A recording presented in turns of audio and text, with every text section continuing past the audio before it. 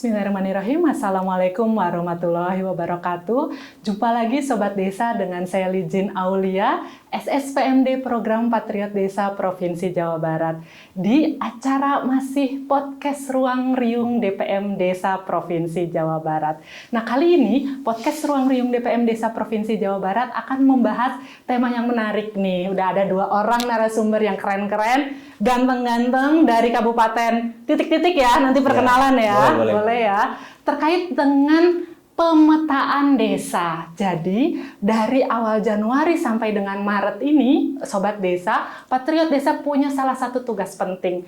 Begitu mereka ditempatkan di desa baru maupun desa lanjutan, yaitu pemetaan desa. Nah, seperti apa pemetaan desa itu? Kemudian bagaimana mereka melakukan pemetaan desa pada program Patriot Desa Jawa Barat? Yuk kita mulai saja tanpa basa-basi nih. Ada 2 orang narasumber yang ganteng-ganteng, berkacamata kita semua nih, tiga-tiganya. Perkenalan dulu deh sama Sobat Desa. Mulai dari ujung sana dulu deh. Silakan. Perkenalkan, nama saya Solehudin, asal dari Kabupaten Sukabumi untuk penempatan sekarang di Desa Sukaharja, Kecamatan Sukamakmur, Kabupaten Bogor. Kabupaten Bogor, Kang Solehudin. Mangga hatur nuhun. Silakan yang tengah nih. Perkenalkan, nama saya Fajri Alamsa. Kebetulan saya asli Bogor dan penempatan Desa Pangasinan, Kecamatan Gunung Sindur, dan asli juga Bogor. Oh, asli Bogor. Ini asli Sukabumi. Desa Bogor, asli Bogor. Asli Bogor. Ini asli Sukabumi di Bogor. Ini Bogor di Bogor. Iya, oke. Kalau misalnya kita berbicara tentang pemetaan, Patriot Desa itu ada desa lama, ada desa baru. Artinya ada yang memang sudah ditempatkan di tahun sebelumnya. Kalau Kang Soleh ini di desa baru atau desa lama? Alhamdulillah desa lama sekarang, Bu. Oh, desa lama. Jadi Desa Sukaharja itu sudah dari tahun berapa dapat program Patriot Desa? Penempatan dari tahun 2022, sekarang lanjut kan 2023. Berarti ini tahun kedua Kang Soleh ada di Desa Sukaharja. Betul. Ya. Kalau Kang Fajri?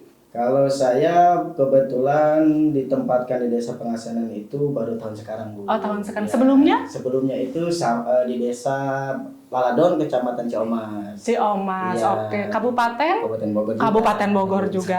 Nah, mulai dari desa yang udah 2 tahun deh ya. Boleh.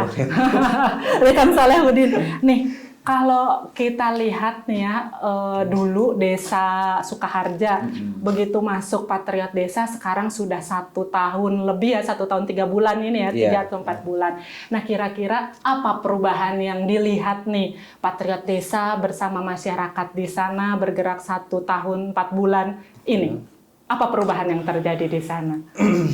Kalau sekarang Desa Sukaharja, alhamdulillah, Bu, maksudnya secara hasil pemetaan itu udah ada beberapa memang kategori kelembagaan yang memang sudah aktif perubahannya, dan sekarang sudah mulai jalan dari mulai sebenarnya mah kayak aktivasi Karang Taruna itu sudah ada jalan dan perubahan. Terus lagi BUMDes sudah ada, itu hasil kita kolaborasi dengan PLD juga sama kayak gitu. Terus yang menjadi inisiasi yang sekarang keberlanjutan itu ada yang namanya kelompok sadar wisata. Oh, oke. Kelompok sadar wisata yang memang sesuai dengan tematik dan karakteristik desa itu sendiri.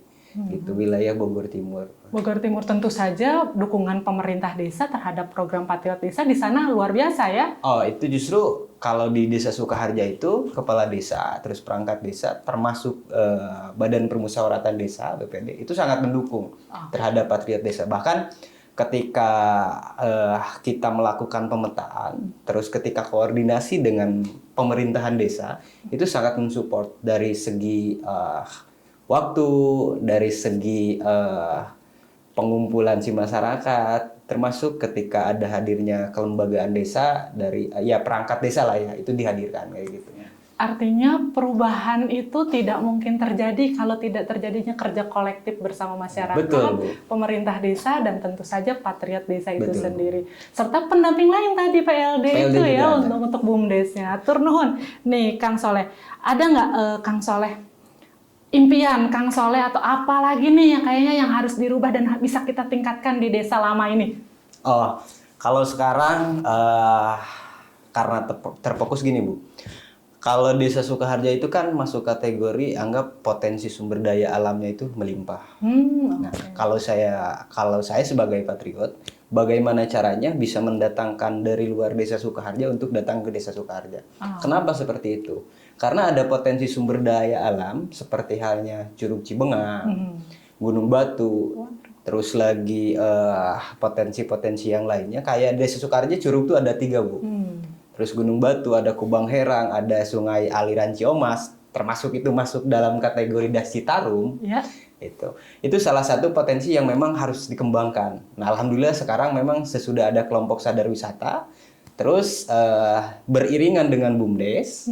Karena kalau saya pribadi, gimana caranya nih sebagai patriot menginisiasi minimal ada kolaborasi tingkat kelembagaan desa dulu nih sebelum kita loncat kolaborasi dengan luar. Pihak lain. Oke, jadi memperkuat kolaborasi internal Internal dulu nih dulu, gitu. gitu. Untuk mengembangkan potensi yang Potensi ada di itu yang situ ada di itu ya wisata itu ya. Oh, menarik. Karena kita kalau sebagai patriot, Bu, kalau tidak ada partisipasi dari masyarakat, baik secara individu ataupun kelembagaan, kita tidak ada apa-apanya. Justru yang bisa mengembangkan desanya sendiri itu sebenarnya masyarakatnya itu sendiri. Betul, kita mendorong, memotivasi ya. masyarakat untuk bisa berpartisipasi aktif gitu ya. Betul. Dalam proses pembangunan desa. Hatur nuhun, Kang Soleh. Sekarang beralih ke tengah. Ke tengah nih. Kang Fajri, tadinya di Bogor, orang Bogor masuk lagi ke Bogor gitu ya, Kang Fajri. Ya. Apa yang terpikirkan pertama kali datang ke desa penugasan baru tahun anggaran 2023? Dan apa sebenarnya yang dirasakan? Yang dirasakan. Yang pertama yang dipikirkan itu kita datang ke desa itu terpikirkan bagaimana kita membuat nyaman kita sebagai pendatang baru yang pertama itu. Bagaimana cara kita memikirkan berkomunikasi dengan pemerintahan desa, dengan lembaga desa atau komunitas dan masyarakat desa setempat. Yang pertama itu. Yang kedua, kenapa itu harus dipikirkan? Kadang-kadang kan di desa itu berbeda karakteristik yang berbeda-beda.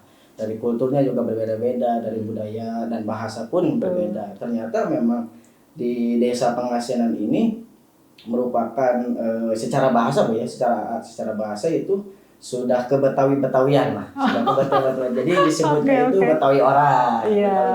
Karena memang desa Pengasinan ini salah satu, selain daripada perbatasan provinsi gitu kan, berbatasan juga tuh, karena memang ujung desa Pengasinan itu ujung kecamatan Gunung Sindur itu adalah desa Pengasinan yang berbatasan dengan Kota Madia, Tangerang Selatan. Oh, pantas Seperti itu itu. ya. Nah, setelah itu kita yang memikirkan itu, yang dipikirkan adalah komunikasi, cara kita membuat nyaman lah intinya gitu ya, biar kita diterima di desa lah. Seperti itu. Yang keduanya, kita juga mempunyai, setelah berkomunikasi, setelah kita beradaptasi di desa tersebut, tentunya dengan cara seperti itu kita mendapatkan kesan dan perasaan yang bersyukur, intinya sih bersyukur bahwa ternyata di setiap desa itu ketika misalkan ada pendatang baru atau misalkan karena kita juga bisa disebut pendatang baru sebenarnya. Betul. Karena selain kita bertugas, kita juga tinggal di sana kan, seperti itu. Alhamdulillah saya bersyukur karena sudah diterima di desa tersebut, seperti itu, Bu. Alhamdulillah. Itulah mendampingi masyarakat, kita harus tinggal di sana ya, agar tidak terputus proses pendampingannya. Nah, kemudian sudah terbilang dekat belum dengan masyarakatnya? Alhamdulillah, karena memang kan kita mulai itu karena kan kita yang pertama itu kan lintas disebutnya, kita pemetaan itu kan dari pemerintahan desa dulu yang pertama. Nah, dari pemerintahan desa itu kita belajar mengetahui letak-letak wilayah, kondisi sosial, kondisi lingkungan, sehingga kita mendapatkan informasi dari pemerintahan desa Pengasinan seperti itu. Terus yang kedua, kita diarahkan tuh sama pemerintahan desa untuk ke kadus, misalkan dari kadus kita ke tingkat RT, ke tingkat RW, sampai ke tokoh agama dan tokoh masyarakat, sehingga ketika memang ada kegiatan di desa atau kegiatan di lingkungan, kita selalu dilibatkan dan diajak lah seperti itu. Alhamdulillah, berarti Jadi, tokoh masyarakat di sana menyambut Menyambut baik baik, kehadiran ya, program Patriot Desa. Jadi nggak datangin anggaran, tapi kita datangkan sumber daya manusia daya. yang siap membantu dan mendampingi mereka di sana, Ya, gitu betul. ya. Kang Soleh, kalau tadi nih cerita sedikit, nanti digali lagi juga nih dari Kang Fajri terkait dengan pemetaan. Kang Soleh, boleh dong Kang Soleh ceritakan di desa lama nih ya, yang sudah dari Iya. 2022 dulu, waktu tahun 2022 itu pertama kali ke sana, kita kan dapat 3 bulan pertama tugas itu pemetaan. Pemetaan. Gimana prosesnya pemetaan di sana? Kalau di Desa Sukarja, yang pertama proses pemetaan itu kan tergantung kita strategi ya Bu ya. Iya. Akan tetapi kalau saya lakukan itu sesuai dengan instruksi dari provinsi juga, gitu kan. Yang pertama itu yang saya lakukan strateginya itu mengambil yang namanya data sekunder dulu dari desa. Anggap profil desa aja lah ya Bu ya. Nah yang kedua kita membagi dari situ. Kadang-kadang kan ketika berbicara profil juga itu tidak lengkap juga ya Bu ya. Iya. Nah kita membagi nih ke dalam 3 sektor. Ada sektor spasial, lingkungan, dan sektoral. Nah, yang pertama misalkan kita memetakan yang namanya potensi desa dulu. Potensi desa dulu, potensi desa termasuk dalam kategori wisata, terus hasil pertanian dan lain sebagainya. Nah, kalau Desa Sukarja, potensi curug itu ada, bahkan ada 3. Oh, Ada luar beberapa, biasa. ada 3. Ada yang masuk dalam kawasan perhutani, ada yang memang juga enggak. Gitu. Yang pertama itu. Yang kedua, identik dengan pertanian dan perkebunan apa sih? Kalau Sukaharja itu identik dengan kopi. Oh iya, Kopi. kopinya. Itu panennya musiman. Yang kedua itu ada durian juga. Wah, mantap. Ada durian di sana. Iya, iya. Makanya jadi setiap dusun itu sebenarnya Bu punya karakteristik masing-masing. Iya, keunikan itu Keunikan ya, itu. dan potensi masing-masing Iya. ya. Kopi, terus lagi kalau yang panen tiada hentinya di sana ada yang namanya pisang Bu. Oke. Pisang itu juga ada kategori 2 Bu di sana. Ada yang pisang buahnya, Iya. ada yang pisang daunnya Bu di sana tuh. Oke. Gitu. Dimanfaatkan itu ya. Dimanfaatkan itu. Jadi masyarakat itu penanamannya 2. Bahkan daun pisang itu jumlah pasarnya, kebutuhannya itu justru tidak tercukupi kayak gitu. Masih kurang. Terus lagi yang kedua, nah kita kan harus mikir loh Bu, siapa nih yang mengelola, apakah aktif atau tidak berbicara masalah kelembagaannya di desa. Ketika ada potensi, ketika tidak ada yang mengelola kan buat apa gitu Iya, kan. betul. Akhirnya bergerak dari situ, dari hasil analisis bahwa ketika berbicara wisata, udah cocok nih, ada yang namanya kelompok sadar wisata. Oke. Terus lagi ketika kita melihat kalau di desa itu terkenal dengan yang namanya badan usaha milik desa. Nah, ketika hasil pemetaan ternyata badan milik desanya itu ada, tapi stagnan gitu. Maksudnya aktif tidak aktif gitu. Nah, alhamdulillah setelah diaktifasi dan lain sebagainya itu kita nyampe ke proses badan hukumnya sampai selesai gitu. Terus lagi kalau untuk kelompok sadar wisata itu prosesnya kita agak panjang sih, dari mulai kita perencanaan sama masyarakat, terus musyawarah sama Bu, terus koordinasi dengan kepala desa, termasuk di ending akhirnya kita memberikan SK dari kepala desa. Terus setelah itu membuat yang namanya RKTL lah kayak gitu lah Bu. Nah yang terakhir ketika menganalisis kelembagaan, ketika di desa tidak ada peran pemuda itu agak kurang nih Bu, gitu kan? Betul. Lahirlah yang namanya Karang Taruna gitu. Walaupun Karang Taruna di Desa Sukaharja itu kalau nggak salah itu udah adalah sekitar 4 tahunan nggak aktif. Oh, nggak paham. Dan itu kita menginisiasi lahirnya Karang Taruna itu bersama Karang Taruna Kecamatan juga sama gitu. Akhirnya ngobrol sama Karang Taruna Kecamatan, termasuk kita minta dukungan lah, anggap dari KNPI Kecamatan juga perihal masalah kepemudaan kayak gitu. Nah setelah itu, adapun yang menjadi kategori Desa Sukaharja, memang nggak Desa Sukaharja aja sih Bu yang berkaitan dengan IPM sebenarnya mah. Indeks Pembangunan Manusia itu memang Itu yang jadi PR kita sebenarnya, PR Patriot untuk memberikan yang namanya peningkatan kapasitas di situ. Oke.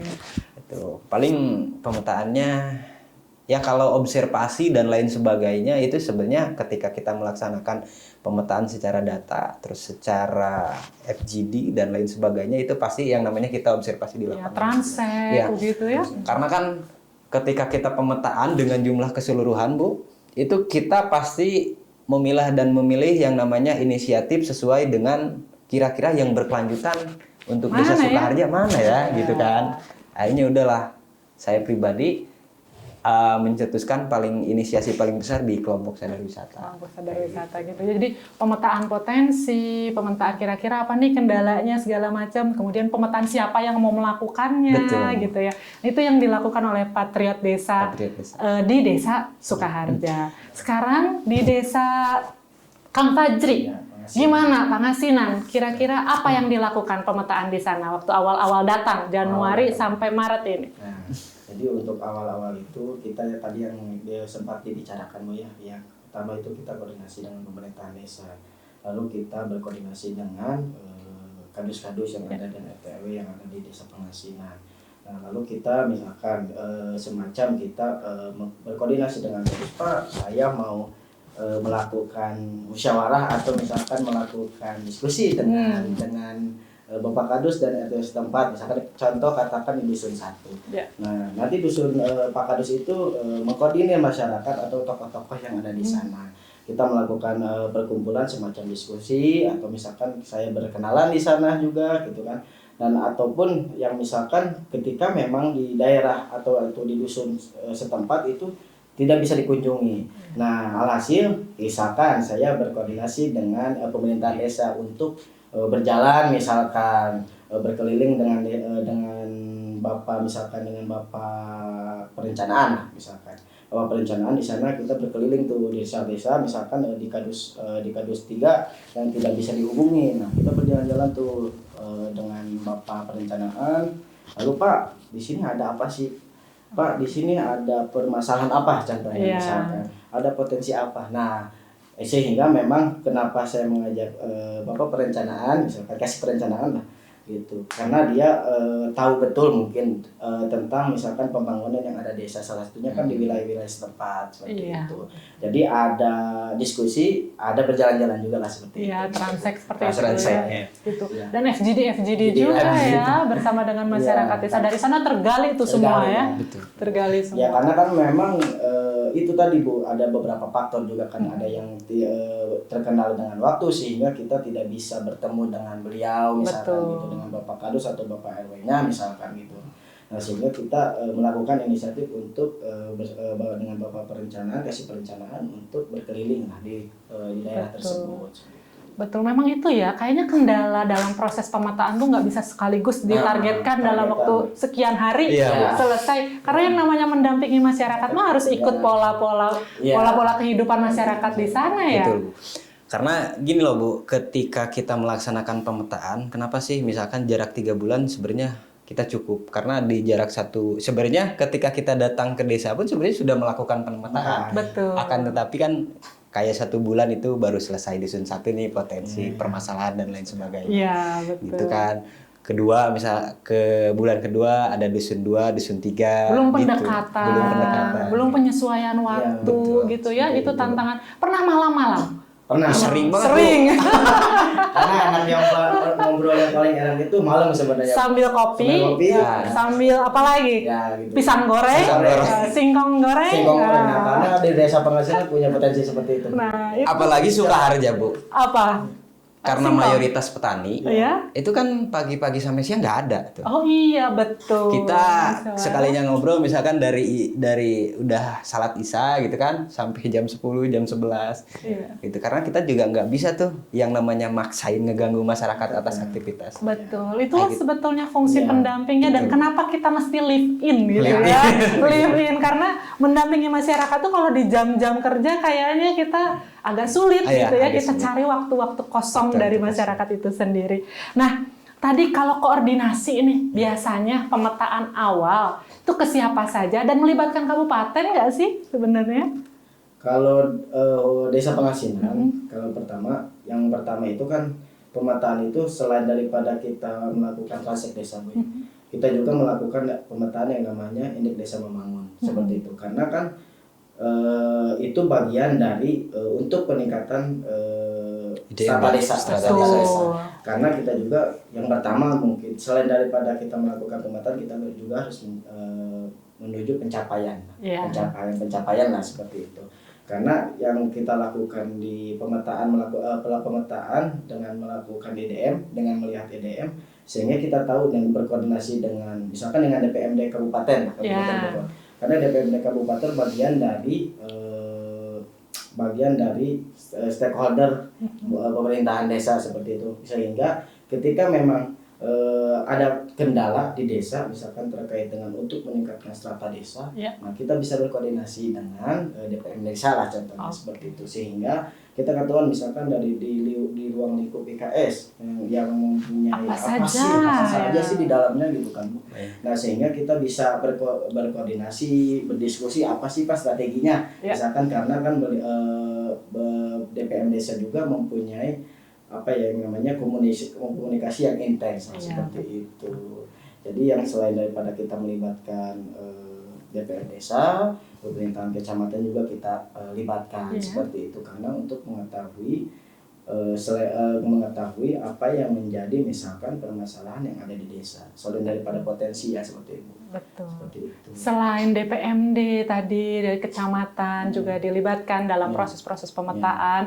Nah, kita tuh kan punya koordinator kabupaten ya. Nah, sejauh ini berkoordinasi juga dalam melakukan pemetaan. Tentu, Bu.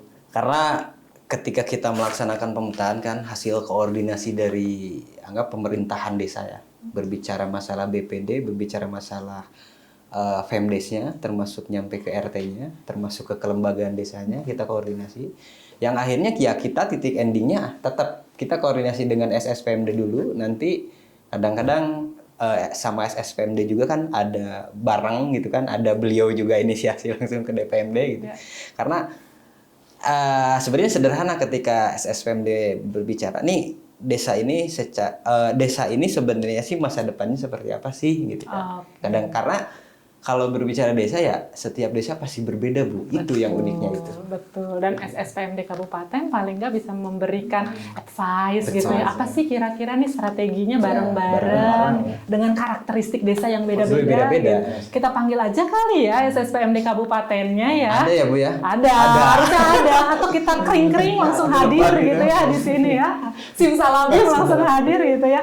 Kita panggil aja deh, kita sambut sama-sama SSPMD Kabupaten Bogor, Kang Saripudin. Mana nih Kang Saripudin, Bapak Ibu Akang Teteh, kalau berbicara tentang SSPMD Kabupaten, dalam posisi Patriot Desa Jawa Barat, di Bogor tuh ada berapa orang ya? 11 ada orang? 11 orang. Ada 11 orang tiap kabupaten, ada satu koordinator kabupatennya bernama SSPMD Kabupaten atau Staf Senior Pemberdayaan Masyarakat Desa. Nah, untuk Kabupaten Bogor adalah Kang Saripudin. Mangga Kang Saripudin kita undang deh ke ruangan. Ya Kang Sarip, nih tadi kita sudah ngobrol sama Kang Soleh sama Kang Fajri bahwa dalam proses pemetaan itu tidak terlepas dari peran SSPMD Kabupaten nih, koordinator kabupaten. Nah setiap desa tuh kan strateginya beda-beda, kondisinya beda-beda. Gimana menstrategikannya SSPMD Kabupaten terkait dengan proses pemetaan dari Patriot Desa di berapa desa? 11 desa di Kabupaten Bogor. Silahkan Kang Sarip, gimana? Ya. Secara umum sih kami bekerja dengan cara membangun kesepakatan bersama dulu. Sebagai contoh di awal-awal bahwa baik itu SSPMD maupun Patriot, kita harus sama persepsinya dalam artian bahwa kita ini tim. Jadi namanya tim itu, mungkin kalau boleh meminjam istilahnya Pak RK, kita ini udah bukan saatnya kompetisi tapi berkolaborasi. Akhirnya satu sama lain bisa saling mendukung dan mengcover. Nah, sebagaimana juga arahan DPM Desa Provinsi bahwa dalam triwulan pertama atau pemetaan desa, tentu kan patriot-patriot desanya berangkat ke desa masing-masing. Nah, bagaimana mereka bisa diterima nanti kan? Oleh karenanya berdasarkan arahan, kita melakukan namanya sosialisasi. Apa itu patriot desa, siapa itu patriot desa, urgensi patriot desa. Bahkan sampai KPI patriot desa pun kita sampaikan. agar nanti di lapangan itu tidak ada istilahnya ketersinggungan satu sama lain, karena kan kita pahami bersama membangun desa itu tidak patriot sendiri, tetapi ada stakeholder yang lain seperti itu. Nah, ditambah lagi untuk kemudian bahwa patriot desa ini harus memahami bahwa tugas-tugas mereka itu salah satunya tadi mungkin seperti singgung tentang IDM. Nah, ini yang mungkin kemudian perlu kita sampaikan secara spesial ke teman-teman patriot, bahwa bicara tentang IDM tidak hanya bicara tentang skor-skor mana saja kosong, tapi pelajari secara detail tentang rekomendasi.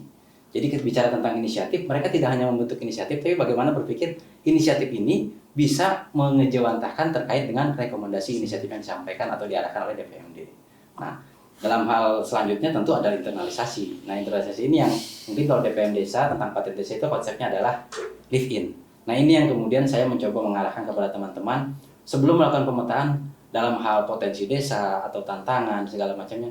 Cek dulu stakeholder yang perlu dikunjungi siapa, yang perlu diajak komunikasi siapa, agar kemudian nanti ketika melakukan proses salah satunya misalnya transek, mereka akan dikawal untuk secara detail untuk kemudian tidak melebihi contohlah batas-batas wilayah desa. Karena kan bisa jadi contohlah bicara tentang patriot desa, belum kenal nih sama BPD-nya, belum kenal sama misalnya kasih perencanaan. Bahasa saya itu mungkin mereka merasa kami udah pandai. Lalu berkeliling di desa, tahu-tahu ternyata tugasnya di desa A, ternyata bikin transeknya sampai ke desa B. Nah, itu yang kemudian coba kita tanamkan di situ, bahwa patriot desa ini walaupun sendiri, ingat kalian punya tugas tentang internalisasi, tentang sosialisasi untuk kemudian memahami KPI dan disampaikan secara utuh kepada pemerintah desa salah satunya. Ditambah lagi sebagai koordinator tentunya perlu memperkenalkan juga tentang patriot desa itu di kabupaten, di kecamatan. Nah, kami walaupun tidak selalu bersama, berbagi peran lah pada intinya, karena di 11 desa SSPMD-nya satu nih, tidak mungkin bisa membelah diri menjadi 11. Tapi kita memetakan siapa yang patriot desa yang sanggup atau bersedia untuk bergerak sendiri, mana yang kira-kira kita analisa, oh ini butuh didampingi oleh patriot desa untuk didampingi oleh SSPMD untuk melakukan internalisasi ke masing-masing stakeholder, gitu teh. Waduh, luar biasa nih, berarti sebelum datang dan terjun ke lapangan, kumpul dulu deh di kabupaten. Berarti kalau dirangkum nih 4 ya strateginya. Pertama adalah bagaimana mengkomunikasikan, bagaimana mengkoordinasikan, bagaimana menginternalisasikan, dan bagaimana mengimplementasikan proses-proses pemetaan yang ada di desa. Hatur nuhun Kang Sarip. Nah, apa ini Kang Fajri? Ini pemetaan awal ya? Pemetaan awal nih. Ini salah satu kan Bu penumpukan sampah yang sangat banyak itu Bu. Ini hasil transek kemarin ya. Hasil transek kemarin. Nah, ini sedang apa nih? Biasa malam ya? Malam tuh. Ada kopi, ada singkong, ada pisang. Pisang seperti